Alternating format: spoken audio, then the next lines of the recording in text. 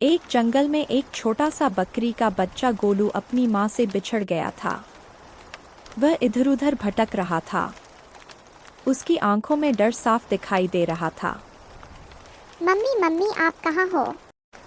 तभी एक प्यारी सी चिड़िया रानो एक पेड़ की डाली पर बैठी हुई यह सब देख रही थी। उसका दिल गोलू की हालत देखकर भर आया। बेचारा बच्चा कितना डरा हुआ है, मुझे इसकी मदद करनी चाहिए। रानो धीरे से नीचे उतरी और गोलू के पास जा पहुंची। अरे छोटे, क्या हुआ? तुम इतने उदास क्यों हो? मैं अपनी मम्मी से पिछड़ गया हूँ। मुझे नहीं पता कि मैं कहाँ हूँ और मुझे घर कैसे जाना है। चिंता मत करो गोलू, मैं तुम्हारी मदद ज़रूर करूँगी। मैं तुम्हारी मम्मी के पास लेकर चलूँगी। गोलू की आंखों में एक नई उम्मीद की किरण जागी। वह रानो के साथ चलने को तैयार हो गया। अनजान रास्तों पर एक नई दोस्ती की शुरुआत करते हुए रानो और गोलू घने जंगल के रास्तों पर आगे बढ़ रहे थे। अचानक एक झाड़ी के पीछे से एक लंबा चौड़ा भेड़िया निकला। उसकी आंखें चमक रही थी और उसकी मुस्कान कुछ खास भरोसेमंद नहीं लग रही थी। अरे वाह, एक छोटी सी चिड़िया और एक प्यारा सा बच्चा, तुम दोनों कहाँ जा रहे हो? इस घने जंगल में हम गोलू को उसके घर छोड़ने जा रहे हैं। वह अपनी मम्मी से बिछड़ गया है। कितनी अच्छी बात है, मैं इस जंगल को भली भांति जानता हूँ। मैं तुम्हें रास्ता दिखा सकता हूँ। सच में? क्या आप हमें हमारी मम्मी के पास ले चलेंगे? बिल्कुल, क्यों नहीं, मुझे छोटे बच्चों की मदद करना बहुत अच्छा लगता है। रानो भेड़िए की बातों से पूरी तरह सहमत नहीं थी। उसे भेड़िए की चमकती आंखों और बनावटी मुस्कान पर शक हो रहा था, लेकिन गोलू को जल्द से जल्द उसकी माँ के पास पहुँचाना भी जरूरी था। ठीक है, अगर आप हमें रास्ता दिखा सके तो बहुत अच्छा होगा। चलो मेरे पीछे पीछे आओ, मैं तुम्हें एक छोटा सा रास्ता बताता हूँ जिससे तुम जल्दी घर पहुँच जाओगे। रानो और गोलू भेड़िए के पीछे चलने लगे। रानो की नज़र लगातार भेड़िए पर थी। उसका शक और गहरा होता जा रहा था। जंगल का रास्ता और भी घना होता जा रहा था। भेड़िए की चाल में एक अजीब सी तेजी आ गई थी, मानो वह किसी शिकार की तलाश में हो। गोलू थकान से चूर हो चुका था। भैया, हम कब तक चलेंगे? मुझे बहुत भूख लगी है और मेरी टांगे भी दुखने लगी हैं। बस थोड़ी ही दूर है छोटे, वहाँ एक नदी है, हम वहाँ आराम कर लेंगे और कुछ खाना भी ढूंढ लेंगे। रानो भेड़िए की बातों पर जरा भी यकीन नहीं कर रही थी। उसे भेड़िए के इरादों पर शक हो रहा था। अचानक भेड़िया एक सुनसान जगह पर रुक गया और पीछे मुड़कर रानो और गोलो की ओर घूरने लगा। उसकी आंखों में अब एक शिकारी की चमक थी। अब बहुत हुआ, अब तुम दोनों मेरे शिकार बनोगे। रानो दीदी, ये क्या कह रहा है? हमें बचाओ, डरो मत। गोलू, मैं तुम्हें कुछ नहीं होने दूंगी। अरे छोटी चिड़िया, तुम मेरा क्या बिगाड़ लोगी?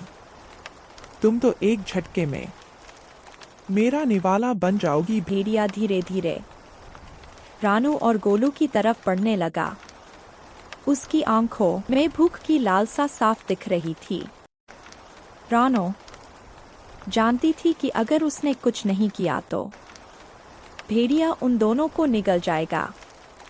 अभी उसके दिमाग में एक तरकीब आई। रुको भेड़िए भाई, 1 मिनट ठहरो। क्या हुआ? अभी तो तुम मेरा खाना बनने वाली थी। मैं तो बनूंगी, लेकिन उससे पहले तुम्हें एक बात बताना जरूरी है। क्या? बात यह, बकरी का बच्चा बीमार है, बहुत बीमार। बीमार? मुझे तो कुछ नहीं लगता। तुम्हें इनकी गंध नहीं आ रही? इसमें से एक अजीब सी बदबू आ रही है। यह एक ऐसी बीमारी है जो दूसरे जानवर में भी फैल सकती है। क्या क्या बीमारी? कहीं मुझे भी ना लग जाए। मुझे तो यही लगता है यह बीमारी बहुत खतरनाक है। अगर तुमने इसे छुआ तो तुम भी बीमार पड़ जाओगे। भेड़िए के मन में डर खर कर गया। वह अब गोलू को देखकर घिन महसूस कर रहा था। छी छी, मैं इस बीमार बकरी के पास नहीं आऊंगा। तुम दोनों यहाँ से चले जाओ, मुझे अकेला छोड़ दो। जैसी आपकी मर्जी, चलो गोलू, हम यहाँ से चलते हैं। रानो और गोलू वहां से जल्दी से निकल गए। भेड़िया उन्हें दूर जाते देख रहा था। रानो की चतुराई ने सिर्फ गोलू की जान बचाई, बल्कि भेड़िए को सबक भी सिखाया। जंगल में थोड़ा और आगे बढ़ने पर रानो और गोलू की मुलाकात गोलू की माँ से हो गई। माँ अपने बच्चे को देखकर खुशी से झूम उठी और रानो को उसकी बहादुरी और चतुराई के लिए धन्यवाद दिया। भेड़िए की करतूत की खबर जंगल में आग की तरह फैल गई। जंगल के राजा शन ने भेड़िए को बंदी बना लिया और उसे उसके बुरे कामों की सजा दी। रानो और गोलो की दोस्ती एक मिसाल बन गई। हमेशा एक दूसरे के साथ रहे। जंगल की हर चुनौती का सामना साथ मिलकर करते हुए। इस तरह रानू की समझदारी और गोलू के भोलेपन ने एक ऐसी दोस्ती की नींव रखी जो हमेशा के लिए अटूट रही। प्यारे दोस्तों, कहानी पसंद आई हो तो वीडियो को लाइक, अपने दोस्तों को शेयर और चैनल को सब्सक्राइब करना बिल्कुल ना भूलना। आपका धन्यवाद। सुंदरपुर नाम का एक जंगल था। जंगल में सभी पक्षी मिलजुल कर रहते थे। जब भी कोई मुसीबत आती तो सब मिलकर उसका सामना करते थे। उसी जंगल में 3 दोस्त भी रह रहे थे। उसमें से एक का नाम रानू था। एक दिन सभी पक्षी सभा कर रहे थे और सभा में मोनू ने आकर अपने साथियों से कहा, सभी लोग ध्यान से सुनो। दूसरे जंगल से खबर आई है कि बहुत तेज बारिश और तूफान आने वाला है। हमें जल्दी से अपने घोंसले बना लेने चाहिए ताकि हम सुरक्षित रह सकें। अरे अरे मोनू, आप साहित्यिक हम बंद कर रहे हैं। ऐसे ही थोड़ी ही तेज बारिश हो रही है, कुछ भी बोल रही है। सच में तेज बारिश के साथ तूफान आने वाला है। आप लोग इसकी बातें बिल्कुल मत समझिए। ये तो डरपोक है और आप सब भी डरपोक बन रहे हो जो इस मोनू की बातें सुन रहे हो। कोई तूफान नहीं आने वाला, समझो तुम लोग, कालू कौवा ने बताया। सच में वह बहुत ही घटिया और कपटी था। वह पत्रकारों को हमेशा परेशान करने का रास्ता ढूंढा करता था। क्या तुम दुखी हो? मत हो, कालू कौवा तो ऐसा ही है। अच्छा हुआ तुमने बारिश के बारे में हमें पहले से ही बताया था, हान मौसी ने कहा। अब बारिश से बचने के लिए हम कोई डिजाइन भी ढूंढते हैं। बाकी हम सभी को अपना अच्छा घोंसला बनाना है और घर के साथ हमारे खाने का प्रबंध भी करना है। बारिश में खाना बाहर नहीं जा सकता है। बिल्कुल सही कह रही हो, रानू ने कहा। हम तेज बारिश में अच्छा घोंसला बना लें और खाने का भी प्रबंध कर लें। इसके बाद सभी पक्षी अपना घोंसला बनाते हैं। वे अच्छी जगह की तलाश में निकलते हैं। देर के बाद रानू को बहुत अच्छी जगह मिलती है। देखो तो सही, यह कितनी अच्छी है जहां हम यहां पर अपना घोंसला बना सकते हैं। यहाँ पर बारिश का पानी भी नहीं आता है। मोनू और मौसी 3 एक साथ लगातार बातें कर रहे हैं। क्या वह हम लोगों का घर है तो बहुत ही अच्छा बन गया है। अब बारिश की कोई चिंता नहीं है। अच्छा हुआ बारिश आने से पहले हमने अपना घोंसला बना लिया, लेकिन अनाज का प्रबंध नहीं हो पाया। मोनू ने कहा। मैं तो बहुत थक गया हूँ। कोई बात नहीं मौसी, रानू ने कहा। आप आराम से रहें, हम आपके लिए अनाज प्रबंध कर लेंगे। जब हमने मिलकर घर बनाया तो हम अनाज का प्रबंध भी आराम से कर सकते हैं। कालू कौवा अनाज लेने जंगल में चला जाता है। कहीं और दूसरी ओर झील के पास उसे एक बहुत ही पुराना सा घोंसला मिल जाता है। कोई दिखाई नहीं दे रहा है। खैर, किसी का नहीं तो अब यह मेरा हुआ, उसने कहा। मुझे घर बनाने की भी जरूरत नहीं पड़ी। मुझे बना बनाया घर ही मिल गया। कालू कौवा को पुराना घर देखकर बहुत खुशी हुई। अचानक से एक दिन बारिश शुरू हो जाती है और पूरे जंगल में तेज बारिश शुरू हो जाती है। कितना अच्छा हुआ जो हमने अपना घर सही समय पर बना लिया, मोनू ने कहा। आज हमारा क्या होगा? हम इस तेज बारिश में कैसे बचेंगे? बिल्कुल ठीक कह रही हो, रानू ने कहा। इतनी तेज बारिश हो रही है। हमने मोनू की बात मान ली होती तो हम बहुत जल्दी सो जाते। अब कालू कौवा पुराने घर में ही बैठा था और पूरे घर में पानी टपकता है। मोनू तो बिल्कुल ठीक कह रही थी। बारिश आना घर ठीक है। मुझे तो यहाँ बहुत ठंड लग रही है। कोई बात नहीं, मैं एक काम करता हूँ, कालू ने सोचा, और उसके दोस्तों के पास जाऊंगा और उनसे खाना मांगूंगा। वह वापस आता है। रानू और मोनू ने जो खाना इकट्ठा किया था वह सारा अनाज रानू के पास ही रखा गया था और सभी पक्षी रानू के घोंसले में खाना खा रहे थे। दरवाजे पर कुछ हलचल सुनाई देती है। किसी को बहुत भूख लगी है, रानू ने कहा। अरे कालू कौवा, तुम यहाँ क्या कर रहे हो? मोनू ने पूछा। मैंने बहुत गलत किया, कालू ने कहा। मुझे बहुत जोरों की भूख लगी है। थोड़ा सा खाना दे दो। रानू ने थोड़ा सा अनाज कालू कौवे को दे ही दिया। कालू कौवा अनाज लेकर अपने घर चला जाता है और खाने के बाद सो जाता है। मुझे थोड़ा सा ही दिया और मुझे बहुत खाना चाहिए था, उसने सोचा। क्यों ना मैं उनके सारा अनाज चोरी कर लूं। इससे मेरा पेट भी भर जाएगा और उन्हें सबक भी मिल जाएगा। कालू कौवा वापस अपने घर पर सो जाता है। रात में वह रानू के घोंसले की तरफ उड़ जाता है। यह सही मौका है, उसने सारा खाना अपनी पोटली में बांध लिया और अपने घर की तरफ उड़ने लगा। लेकिन एक शिकारी उसका पीछा कर रहा था। मेरे खाने का दिखावा तो हो गया, शिकारी ने सोचा। शिकारी ने अचानक से हमला कर दिया। कालू कौवा डर गया और इधर-उधर भागने लगा, लेकिन कालू कौवे के पास खाने की पोटली थी। कालू कौवा भाग तक नहीं पाया और शिकारी ने उसे पकड़ लिया।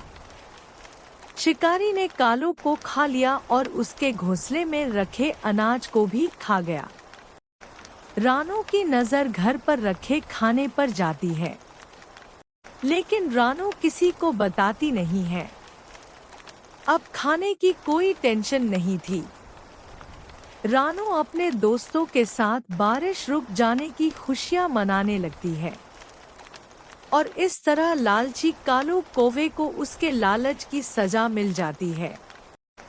तो दोस्तों, आपको ये कहानी कैसी लगी? हमें कमेंट बॉक्स में ज़रूर बताइएगा। अगर कहानी अच्छी लगी हो तो इसे लाइक कीजिएगा और चैनल को सब्सक्राइब भी करें।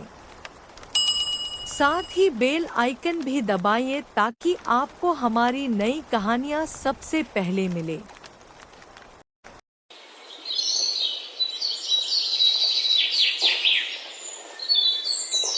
यह कहानी है बाघ और शेर की। एक बार की बात है, एक जंगल में एक बाघ और शेर रहते थे। शेर जंगल का राजा था और सभी जानवर उसका सम्मान करते थे और उससे प्यार करते थे। वह हमेशा बहुत मददगार था और पूरे जंगल की देखभाल करता था। दूसरी ओर बाघ स्वभाव से ईर्ष्यालु और स्वार्थी था।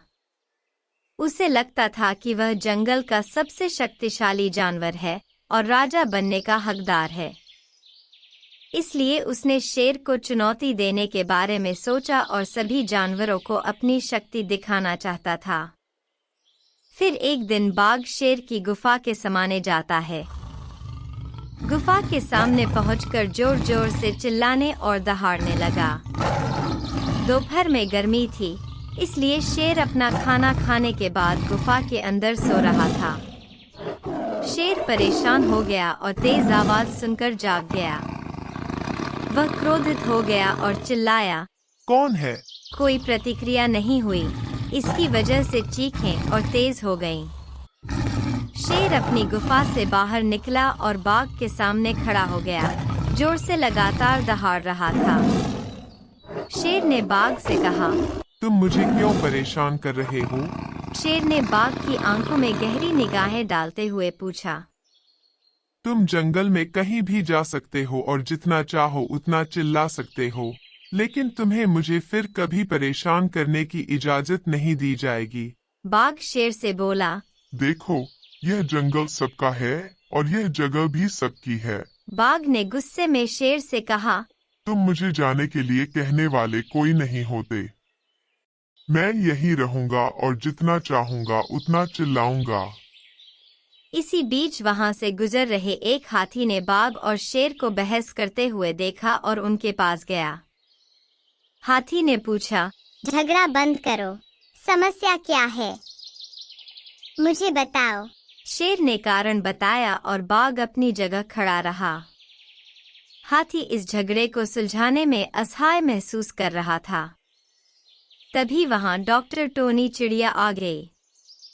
टोनी चिड़िया ने हाथी से पूछा, यहाँ क्या हो रहा है और आज बाघ और शेर एक साथ पहले तो कभी नहीं देखा। हाथी ने संक्षेप में सारी बात बताई।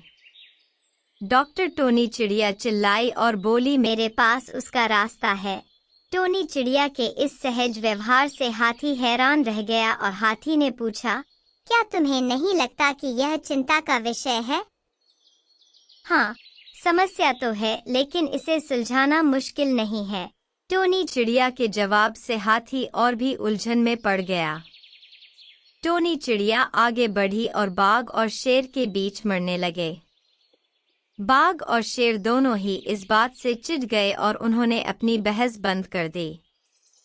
यह देखकर टोनी चिड़िया ने कहा, प्रिय मित्रों, आप लोग खुद ही इस समस्या को आसानी से सुलझा सकते हो। यह सुनकर बाघ और शेर दोनों हैरान हो गए और बोले, कैसे? यह आसान है। डॉक्टर टोनी चिड़िया ने कहा, बाघ चिल्लाता रह सकता है और शेर अपनी नींद जारी रख सकता है। मूर्ख है डॉक्टर टोनी चिड़िया। शेर ने दहाड़ते हुए कहा, आप केवल पैरों के कांटे निकालने, आंखों से धूल झाड़ने और कटने फटने के घाव का इलाज करने के लिए उपयुक्त हैं, लेकिन ऐसी समस्याओं के लिए नहीं। फिर बाघ ने कहा, हमें अकेला छोड़ दो, हम अपनी समस्याओं को खुद ही सुलझा लेंगे। डॉक्टर टोनी चिड़िया ने सुझाव, नहीं मेरे प्यारे दोस्तों, कृपया मेरी बात सुनो। डॉक्टर टोनी चिड़िया ने सुझाव दिया कि शेर को उसका पीछा करना चाहिए और गुफा में प्रवेश करना चाहिए। अंत में शेर सहमत हो गया और टोनी चिड़िया का पीछा किया। जैसे ही शेर गुफा के अंदर गया, डॉक्टर टोनी चिड़िया ने उसे 2 रुई के टुकड़े दिए। श्रीमान शेर, यह रुई के टुकड़े आपको बाघ की चीख से बचाने में मदद करेंगे। कृपया इन दोनों टुकड़ों को अपने कानों में डाल लें और शांति से सो जाएं। शेर कबूतर की सलाह का पालन करता है। फिर दोनों गुफा से बाहर आते हैं। फिर कबूतर बाघ से कहता है, श्रीमान बाघ, कृपया जितना हो सके उतनी जोर से दहाड़े। आपको शेर से कोई शिकायत नहीं होगी। बाघ फिर जोर से चिल्लाया, लेकिन शेर पर इसका कोई असर नहीं हुआ। शेर टोनी चिड़िया को बधाई देने के लिए अपना पंजा हिलाते हुए अपनी गुफा में वापस चला गया। बाघ इस हरकत से बहुत क्रोधित हो गया और जितना हो सकता था उतनी जोर से चिल्लाने लगा। वह यह भी समझ नहीं पा रहा था कि शेर शांत क्यों हो गया। फिर टोनी चिड़िया बाघ से बोलता है, श्रीमान बाघ, मैंने शेर को आपकी ताकत के बारे में बताया और उसे आपसे लड़ने से मना किया। श्रीमान, आप शेर से कहीं ज्यादा ताकतवर हैं। जैसा कि आप देख सकते हैं, शेर भी इस बात से सहमत है। बाज बहुत खुश हुआ और उसने कबूतर को धन्यवाद देने के लिए अपने पंजे से थपथपाया। फिर कबूतर बाघ से बोलता है, श्रीमान, आपको शेर की गुफा के करीब नहीं रहना चाहिए क्योंकि दूसरे जानवर आपको यहाँ देखकर सोच सकते हैं कि आप शेर की सेवा कर रहे हैं। इसलिए मेरी सलाह है कि आप उस पहाड़ी की चोटी पर चले जाएं और वहीं रहें। हाँ डॉक्टर टोनी चिड़िया, मैं आपकी सलाह मानूंगा और मैं आपका सम्मान करता हूँ। फिर बाज पहाड़ी की चोटी पर चला जाता है। हाथी अचानक हुए इस बदलाव से रोमांचित हो गया और उसने डॉक्टर टोनी चिड़िया को आश्चर्य से देखा। टोनी चिड़िया ने अपने पंख फड़फड़ाए और घोंसले की तरफ उड़ गई। कहानी यहीं पर समाप्त होती है। तो दोस्तों, क्या आपको यह शेर और बाघ की कहानी पसंद आई? और इस कहानी से आपने क्या सीखा? इस कहानी से हमें सीख मिलती है कि हमें कभी भी किसी से या उनकी सफलता से ईर्ष्या नहीं करनी चाहिए और जो कुछ भी हमारे पास है उसमें खुश रहना चाहिए। अगर कहानी अच्छी लगी हो तो इसे लाइक कीजिएगा और चैनल को सब्सक्राइब भी करें। साथ ही बेल आइकन भी दबाइए ताकि आपको हमारी नई कहानियां सबसे पहले मिलें। जंगल में बहुत तेज बारिश हो रही थी। मीनू मौसी और रानू चिड़िया आपस में बातचीत कर रही थी। मीनू मौसी, जंगल में 3 दिन से लगातार बारिश हो रही है, अब तो इस बारिश को बंद हो जाना चाहिए। रानू ने कहा, तुम सही कह रही हो रानू, लगातार हो रही बारिश से सभी बहुत ज्यादा परेशान हैं और चिंतित भी हैं। मैं जरा जंगल का एक चक्कर लगा कर आती हूँ, मीनू मौसी ने कहा। इतना बोलकर रानू चिड़िया बारिश के बीच उड़ने लगी। रानू चिड़िया उड़ते हुए कुछ ही दूर गई थी कि तभी उसकी नज़र एक बकरी के बच्चे पर पड़ी जो कि बारिश में भीगता हुआ कांप रहा था। अरे, यह बकरी का बच्चा तो ठंड में कांप रहा है, लगता है यह अपने घर का रास्ता भूल गया है, रानू चिड़िया ने सोचा। तभी उसकी नज़र उस बकरी के बच्चे से थोड़ी दूर खड़े हुए एक पेड़ के पास एक भेड़िए पर पड़ी। यह भेड़िया तो हमारे जंगल का मालूम नहीं होता, यह तो किसी दूसरे जंगल का लगता है, रानू चिड़िया ने सोचा। वह भेड़िए के पास पहुंच गई और पूछने लगी, कौन हो तुम? मैं अपने जंगल के सभी प्राणियों को जानती हूँ, तुम तो इस जंगल के नहीं लगते। भेड़िया बोला, तुम सही कह रही हो, मैं इस जंगल का नहीं हूँ। मैं इस जंगल से गुजर रहा था कि तभी बारिश शुरू हो गई। बारिश से बचने के लिए मैं इस जंगल में रुक गया। जब बारिश बंद हो जाएगी तो मैं चला जाऊंगा। रानू चिड़िया ने भेड़िए को वहां छोड़कर उस बकरी के बच्चे के पास जाकर पूछा, तुम यहाँ पर क्या कर रहे हो? तुम्हारी माँ कहाँ है और तुम्हारा नाम क्या है? बकरी का बच्चा बोला, मेरा नाम गोलू है। मैं बारिश में खेल रहा था मगर खेलते खेलते बहुत दूर निकल आया और घर का रास्ता भूल गया। इतना कहकर गोलू रोने लगा। रानू चिड़िया ने उसे दिलासा देते हुए कहा, तुम चिंता मत करो, मैं तुम्हें तुम्हारे घर ले जाऊंगी। गोलू की माँ उसे ढूंढते हुए वहां आ गई और बोली, तुम कहाँ चले गए थे गोलू? तुम्हें पता है मैं कितनी परेशान हो गई थी। गोलू ने अपनी माँ को देखकर कहा, माँ, मैं अब हमेशा आपकी बात मानूंगा। रानू चिड़िया ने गोलू की ओर देखकर कहा, अब तुम अपनी माँ के साथ घर चले जाओ और जब तक बारिश बंद नहीं हो जाती तब तक बाहर खेलने मत आना। अगले दिन बारिश थम गई। रानू चिड़िया धूप का आनंद ले रही थी कि तभी मोनू चिड़िया वहां आकर रानू से बोली, अरे रानू, तुम यहाँ आकर बैठ गई हो और वहां बेचारी एक बकरी फूट फूट कर रो रही है। रानू ने पूछा, कौन सी बकरी रो रही है? मोनू ने जवाब दिया, वह बेचारी अपने बच्चे को ढूंढती फिर रही है। उसका कहना है कि उसका बच्चा कल रात से घर से लापता है। चलो मेरे साथ। रानू चिड़िया मोनू के साथ वहां चली गई। उसने देखा कि वह बकरी गोलू की माँ थी। रानू ने पूछा, क्या हुआ, तुम रो क्यों रही हो? गोलू की माँ ने रोते हुए कहा, कल जब मैं गोलू को घर ले आई थी तो सुबह जब मेरी आंख खुली तो वह घर से गायब था। मैंने पूरा जंगल छान मारा मगर वह कहीं नहीं मिला। रानू ने कहा, तुम घबराओ मत, मैं उसे अभी तलाश करती हूँ। रानू चिड़िया गोलू को ढूंढने लगी। तभी उसकी नजर एक पेड़ के नीचे उसी भेड़िए पर पड़ी जो कि आराम से लेटा हुआ था। रानू ने उससे पूछा, क्या तुमने बकरी के बच्चे को कहीं देखा है? भेड़िया बोला, मैंने किसी बकरी के बच्चे को नहीं देखा। वैसे तो तुम कह रही थी कि बारिश होने के बाद तुम यहाँ से चले जाओगे। रानू ने सोचा, मुझे तो इस भेड़िए पर शक हो रहा है। मुझे जंगल के राजा शेर से इसकी शिकायत करनी होगी। रानू चिड़िया जंगल के राजा शेर के पास गई और सारी घटना बताने लगी। शेर क्रोधित होकर बोला, इसका मतलब वह भेड़िया सही बोल रहा था। तुम हमेशा जंगल के प्राणियों के खिलाफ मेरे कान भरती रहती हो। तभी रानू ने देखा कि भेड़िया गुफा के दूसरे हिस्से से गोलू के साथ वहां आकर खड़ा हो गया। रानू हैरत से इस दृश्य को देखने लगी। भेड़िया बोला, महाराज, जब मुझे पता चला कि यह बकरी का बच्चा कल से गायब है तो मैं जंगल में उसकी तलाश के लिए निकल गया। मगर मुझे पता था कि यह रानू चिड़िया मेरे खिलाफ आपके कान भरने आएगी, इसलिए मैंने आपको पहले ही सब कुछ बता दिया था। शेर रानू चिड़िया की ओर देखकर बोला, और तुम कह रही थी कि इस भेड़िए ने बेचारी बकरी के बच्चे को मार डाला, मगर यह तुम्हारे आने से पहले ही इसे यहाँ सही सलामत ले आया। तुम्हें अब सजा मिलेगी, तुम्हें जेल में डाल दिया जाएगा। इतना बोलकर शेर ने अपने सिपाहियों को आदेश दे दिया और रानू चिड़िया को एक पिंजरे में बंद कर दिया। भेड़िया खुश होकर वहां से चला गया। इधर मोनू चिड़िया इस सारे दृश्य को देख रही थी। वह तुरंत मीनू मौसी के पास पहुंची और सारी घटना बताते हुए बोली, कुछ कीजिए मीनू मौसी, जंगल के राजा शेर ने रानू चिड़िया को बंदी बना लिया है।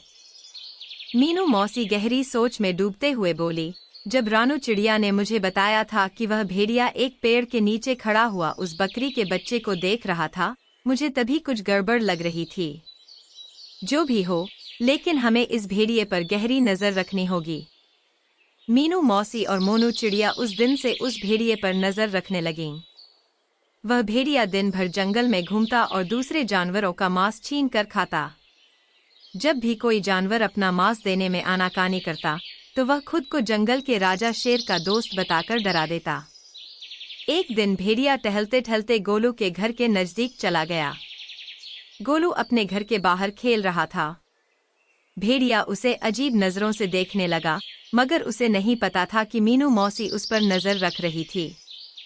मीनू मौसी तुरंत ही मोनू चिड़िया की ओर देखकर बोली, जाओ जल्दी से महाराज को बुला लाओ। मोनू ने पूछा, लेकिन महाराज क्या मेरी बात सुनेंगे? मीनू मौसी ने कहा, तुम्हें कैसे भी करके महाराज को यहाँ पर लाना है। मुझे इस भेड़िए के इरादे सही नहीं लग रहे और महाराज का यहाँ आना बहुत जरूरी है। मोनू चिड़िया सीधे उड़ती हुई जंगल के राजा शेर के पास पहुंच गई। शेर ने पूछा, यहाँ पर क्यों आई हो मोनू? मोनू ने कहा, महाराज, आपको अभी और इसी वक्त मेरे साथ चलना होगा। शेर ने कहा, मुझे अब चिड़ियों पर भरोसा नहीं रहा। सोच लीजिए महाराज, कहीं ऐसा न हो कि आगे जाकर आपको अपने फैसले पर पछताना पड़े। शेर राजा मोनू चिड़िया के साथ उस जगह पर चला गया। तभी मीनू मौसी शेर राजा के पास आकर बोली, महाराज, उस पेड़ के पीछे छुप जाइए और स्वयं अपनी आंखों से देख लीजिए। मीनू मौसी के कहने पर शेर राजा पेड़ के पीछे छुप गया। भेड़िया गोलू के करीब आकर उसे देखते हुए बोला, आज तुम्हारा मांस खाने का मन कर रहा है। गोलू ने कहा, मुझे यह क्या कह रहे हैं आप? पिछली बार जब मैं खो गया था तब आप ही मुझे महाराज के पास ले गए थे और मेरी माँ के पास छोड़कर आए थे। भेड़िया बोला, मूर्ख बकरी के बच्चे, वह तो मेरी सिर्फ एक चाल थी। मैं जानता था कि जंगल में रानू चिड़िया सबसे ज्यादा तेज दिमाग की है। मैंने उसे फंसाने की योजना बनाई थी।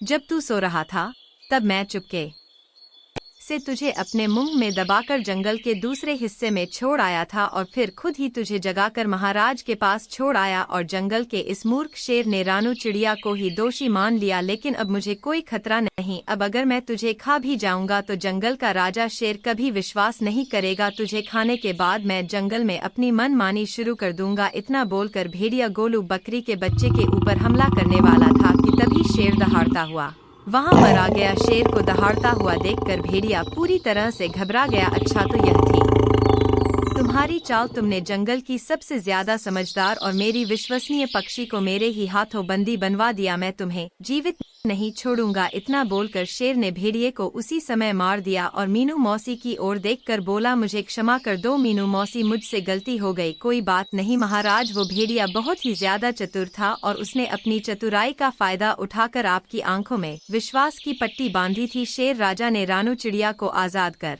दिया, लेकिन इस बार सबकी हीरो मीनू मौसी बन गई। वीडियो कैसा लगा? अच्छा तो लगा होगा। अब सब्सक्राइब करके तो जाओ और लाइक भी। हेलो एवरीवन, आप सभी का हिंदी टून्स टीवी में स्वागत है।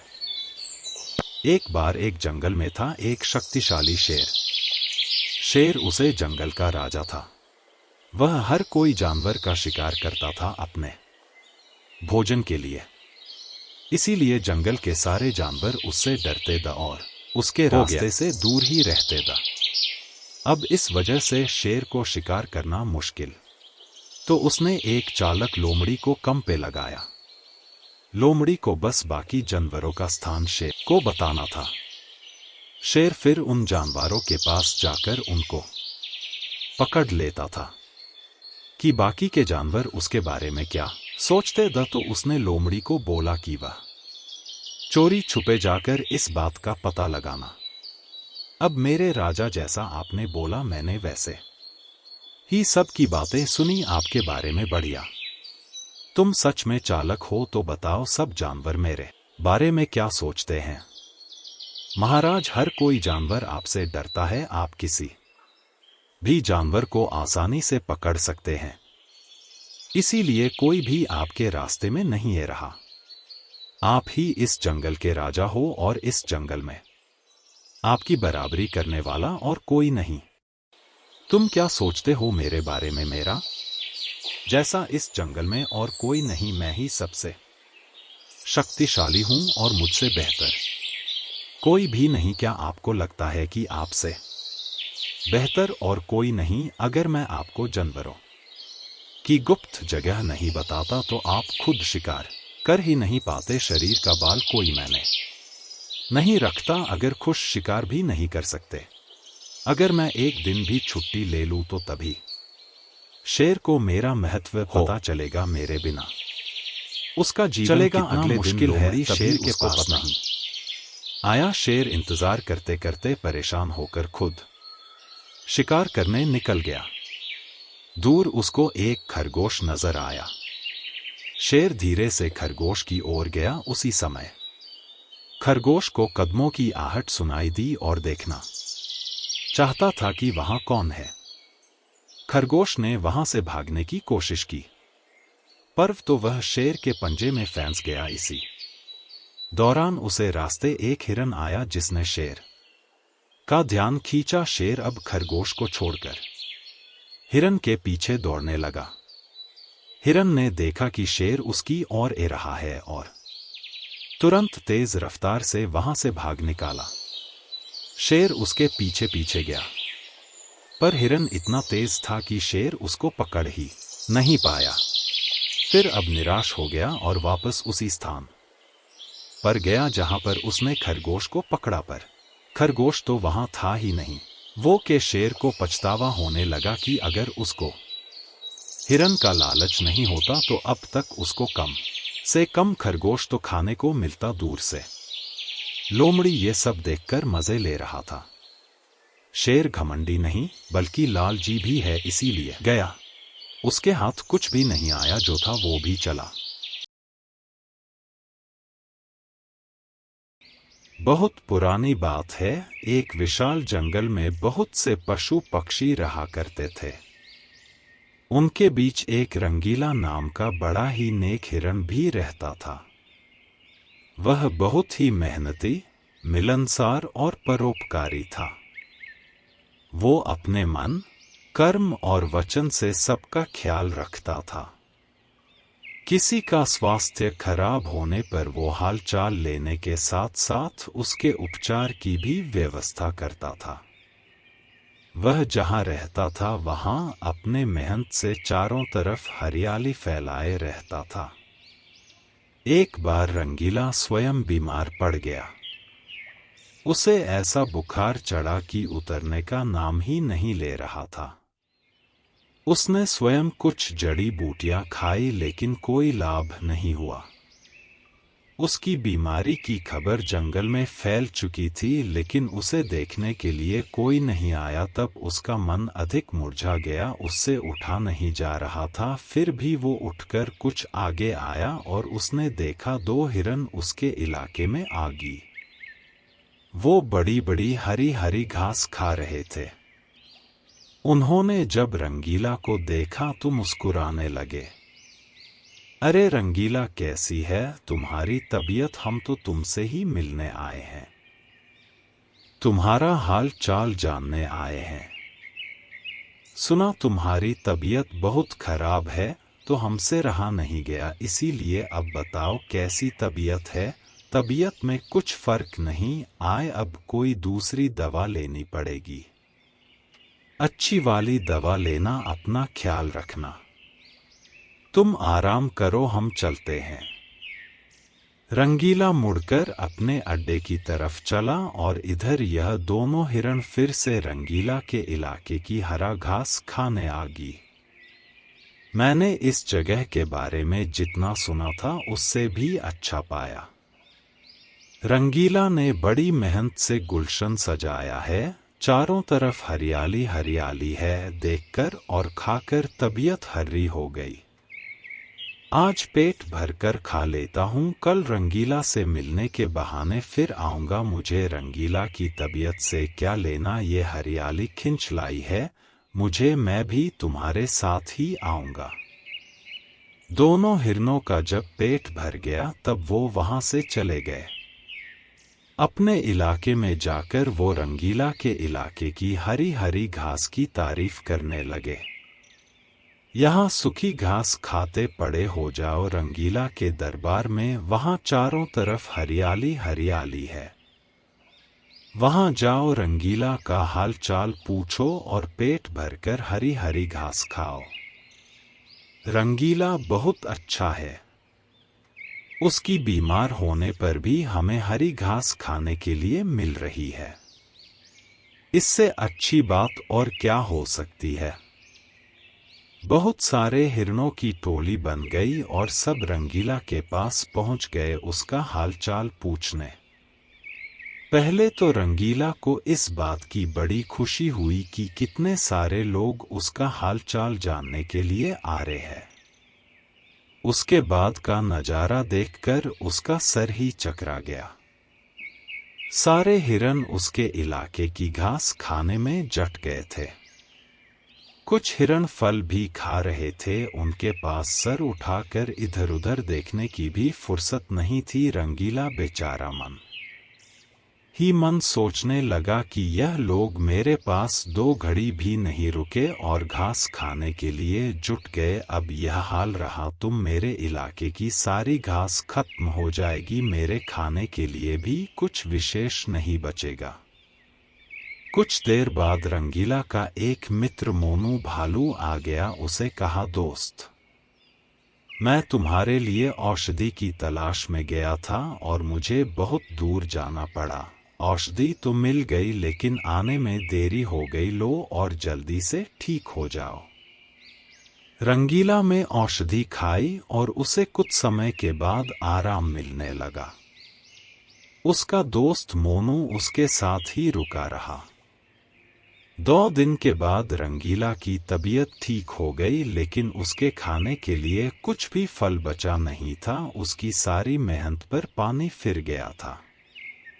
उदास हो गया दोस्त रंगीला, मैं जानता हूँ ये मतलब का संसार है। ज्यादातर सब दोस्ती का दिखावा करते हैं, सब अपने फायदे की सोचते हैं। तुम चिंता मत करो, हम दोनों मिलकर गुलशन सजाएंगे, एक नई दुनिया बनाएंगे। इस कहानी से हमें जानकारी मिलती है कि मन में कपट रखने वाले मित्र शत्रु से भी ज्यादा खतरनाक होते हैं। अगर कहानी अच्छी लगी हो तो इसे लाइक कीजिएगा और चैनल को सब्सक्राइब भी करें। साथ ही बेल आइकन भी दबाइए ताकि आपको हमारी नई कहानियां सबसे पहले मिलें। हेलो एवरीवन, आप सभी का हिंदी टून्स टीवी में स्वागत है। बहुत पुरानी बात है, एक विशाल जंगल में बहुत से पशु पक्षी रहा करते थे। उनके बीच एक रंगीला नाम का बड़ा ही नेक हिरन भी रहता था। वह बहुत ही मेहनती, मिलनसार और परोपकारी था। वो अपने मन, कर्म और वचन से सबका ख्याल रखता था। किसी का स्वास्थ्य खराब होने पर वो हालचाल लेने के साथ साथ उसके उपचार की भी व्यवस्था करता था। वह जहाँ रहता था वहाँ अपने मेहनत से चारों तरफ हरियाली फैलाए रहता था। एक बार रंगीला स्वयं बीमार पड़ गया। उसे ऐसा बुखार चढ़ा कि उतरने का नाम ही नहीं ले रहा था। उसने स्वयं कुछ जड़ी बूटियां खाई लेकिन कोई लाभ नहीं हुआ। उसकी बीमारी की खबर जंगल में फैल चुकी थी लेकिन उसे देखने के लिए कोई नहीं आया। तब उसका मन अधिक मुरझा गया, उससे उठा नहीं जा रहा था। फिर भी वो उठकर कुछ आगे आया और उसने देखा 2 हिरन उसके इलाके में आ गई। वो बड़ी बड़ी हरी हरी घास खा रहे थे। उन्होंने जब रंगीला को देखा तो मुस्कुराने लगे।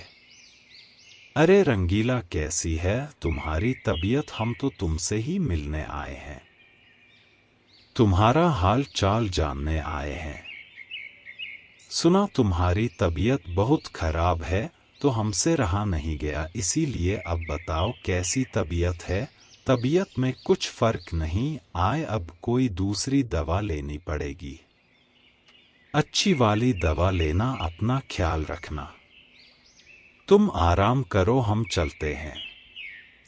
रंगीला मुड़कर अपने अड्डे की तरफ चला और इधर यह दोनों हिरण फिर से रंगीला के इलाके की हरा घास खाने आ गई। मैंने इस जगह के बारे में जितना सुना था उससे भी अच्छा पाया। रंगीला ने बड़ी मेहनत से गुलशन सजाया है, चारों तरफ हरियाली हरियाली है। देखकर और खाकर तबीयत हर्री हो गई। आज पेट भरकर खा लेता हूँ, कल रंगीला से मिलने के बहाने फिर आऊँगा। मुझे रंगीला की तबीयत से क्या लेना, ये हरियाली खिंच लाई है मुझे, मैं भी तुम्हारे साथ ही आऊँगा। दोनों हिरनों का जब पेट भर गया तब वो वहाँ से चले गए। अपने इलाके में जाकर वो रंगीला के इलाके की हरी हरी घास की तारीफ करने लगे। यहाँ सूखी घास खाते पड़े हो जाओ रंगीला के दरबार में, वहाँ चारों तरफ हरियाली हरियाली है। वहाँ जाओ, रंगीला का हाल चाल पूछो और पेट भरकर हरी हरी घास खाओ। रंगीला बहुत अच्छा है, उसकी बीमार होने पर भी हमें हरी घास खाने के लिए मिल रही है। इससे अच्छी बात और क्या हो सकती है। बहुत सारे हिरणों की टोली बन गई और सब रंगीला के पास पहुंच गए उसका हालचाल पूछने। पहले तो रंगीला को इस बात की बड़ी खुशी हुई कि कितने सारे लोग उसका हालचाल जानने के लिए आ रहे हैं। उसके बाद का नजारा देखकर उसका सर ही चकरा गया। सारे हिरन उसके इलाके की घास खाने में जट गए थे। कुछ हिरन फल भी खा रहे थे। उनके पास सर उठाकर इधर-उधर देखने की भी फुर्सत नहीं थी। रंगीला बेचारा मन ही मन सोचने लगा कि यह लोग मेरे पास 2 घड़ी भी नहीं रुके और घास खाने के लिए जुट गए। अब यह हाल रहा तो मेरे इलाके की सारी घास खत्म हो जाएगी। मेरे खाने के लिए भी कुछ विशेष नहीं बचेगा। कुछ देर बाद रंगीला का एक मित्र मोनू भालू आ गया। उसे कहा, दोस्त, मैं तुम्हारे औषधि औषधि की तलाश में गया था और मुझे बहुत दूर जाना पड़ा। औषधि तो मिल गई लेकिन आने में देरी हो गई। लो और जल्दी से ठीक हो जाओ। रंगीला में औषधि खाई और उसे कुछ समय के बाद आराम मिलने लगा। उसका दोस्त मोनू उसके साथ ही रुका रहा। 2 दिन के बाद रंगीला की तबीयत ठीक हो गई लेकिन उसके खाने के लिए कुछ भी फल बचा नहीं था। उसकी सारी मेहनत पर पानी फिर गया था। उदास हो गया। दोस्त रंगीला, मैं जानता हूँ ये मतलब का संसार है। ज्यादातर सब दोस्ती का दिखावा करते हैं। सब अपने फायदे की सोचते हैं। तुम चिंता मत करो, हम दोनों मिलकर गुलशन सजाएंगे, एक नई दुनिया बनाएंगे। इस कहानी से हमें जानकारी मिलती है कि मन में कपट रखने वाले मित्र शत्रु से भी ज्यादा खतरनाक होते हैं। अगर कहानी अच्छी लगी हो तो इसे लाइक कीजिएगा और चैनल को सब्सक्राइब भी करें। साथ ही बेल आइकन भी दबाइए ताकि आपको हमारी नई कहानियां सबसे पहले मिलें। हेलो एवरीवन, आप सभी का हिंदी टून्स टीवी में स्वागत है। चैनल पर नए हैं तो प्लीज़ सब्सक्राइब कर दो। चलो तो वीडियो स्टार्ट करते हैं। कथा का नाम है लोमड़ी के पकवान। एक हरा भरा जंगल था। जंगल में बहुत सारे जानवर थे। उसी जंगल में एक लोमड़ी थी। एक दिन लोमड़ी जंगल में सारे जानवरों के लिए एक होटल खोलती है। उस पर लोमड़ी अपने मन में सोचती है, इन सारे जानवरों के साथ साथ इस जंगल के राजा शेर को भी इस होटल में मुझे बुलाना होगा। लोमड़ी जंगल के सारे जानवरों को बुलाती है और साथ ही साथ जंगल के राजा शेर के पास जाती है। महाराज, मैं इस जंगल में एक होटल खोल रही हूँ और आपका आना ज़रूरी है। तब शेर बोला, क्या तुमने इस जंगल में होटल खोला है? ठीक है, जाओ, मैं समय मिला तो आ ही जाऊंगा। अगले दिन लोमड़ी तरह तरह के भोजन बनाती है। उस जंगल के सारे जानवर लोमड़ी के बनाए हुए भोजन मज़े लेकर खाते हैं।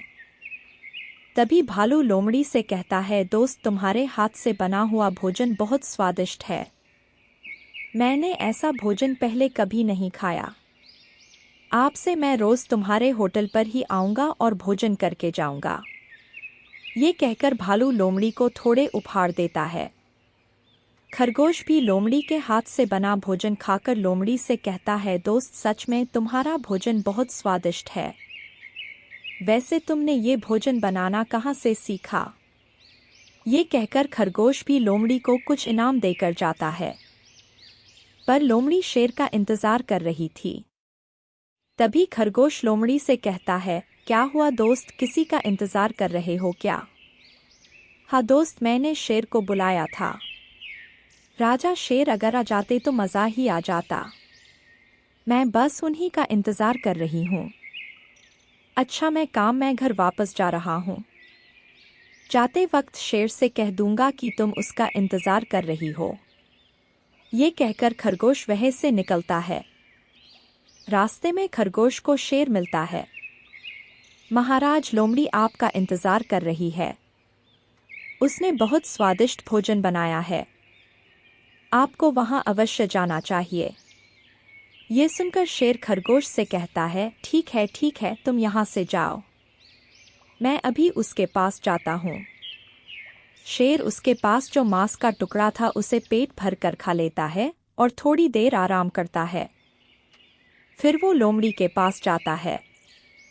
शेर को अपने होटल पर आया देख लोमड़ी खुश हो जाती है और आदर सम्मान करती है। वो शेर के लिए तरह तरह के भोजन का इंतजाम करती है, पर शेर का पेट तो भरा हुआ था तो वो ज्यादा कुछ नहीं खाता। तभी वहां हाथी जो भोजन रखा हुआ था लोमड़ी से कहता है, लोमड़ी बहन, तुम्हारा भोजन तो बहुत स्वादिष्ट है। मैंने ऐसा भोजन पहले कभी नहीं खाया। हाथी के बात सुनकर शेर कहता है, मुझे तो ये भोजन बिल्कुल पसंद नहीं आया। इसमें ऐसा क्या खास है जो तुम लोग इतनी तारीफ कर रहे हो? ये कहकर शेर वहां से चला जाता है। लोमड़ी बेचारी बहुत उदास हो जाती है। तब हाथी लोमड़ी से कहता है, दोस्त उदास मत हो, देखना महाराज एक दिन तुम्हारे होटल पर जरूर आएंगे। हाथी ये कहकर वहां से चला जाता है। एक दिन शेर बहुत भूखा था, वो लोमड़ी के होटल पर आता है। लोमड़ी शेर को देखकर खुश हो जाती है। तभी ज्यादा भोजन बनाकर शेर को डालती है। शेर बहुत भूखा था और वो लोमड़ी का भोजन खा लेता है। तुम्हारा भोजन बहुत स्वादिष्ट है। तभी पास में खड़ा हाथी शेर को याद दिलाता है, महाराज लोमड़ी के भोजन में तो कोई भी बदलाव नहीं है, लेकिन आप पहली बार आज उसके भोजन की तारीफ कर रहे हैं। आपका पेट इससे पहले भरा हुआ था, लेकिन आज आप भूखे थे इसलिए आपको भोजन बहुत पसंद आया। हाथी की ये बात सुनकर शेर लोमड़ी से कहता है, मैंने पहली बार तुम्हारा भोजन खाकर तुम्हारा बहुत अपमान किया था। इस गलती के लिए मुझे माफ कर दो, मेरी तरफ से कुछ इनाम, तुम्हारा बहुत बहुत शुक्रिया। शेर लोमड़ी को इनाम देकर वहां से खुशी खुशी चला गया। कहानी का मुख्य संदेश, भूख से स्वाद की पहचान होती है। जब व्यक्ति भूखा होता है तभी उसे भोजन का सही स्वाद पता चलता है। इसके अलावा यह कहानी विनम्रता और दूसरों की प्रशंसा के महत्व को भी बताती है। अगर कहानी अच्छी लगी हो तो इसे लाइक कीजिएगा और चैनल को सब्सक्राइब भी करें। साथ ही बेल आइकन भी दबाइए ताकि आपको हमारी नई कहानियाँ सबसे पहले मिलें।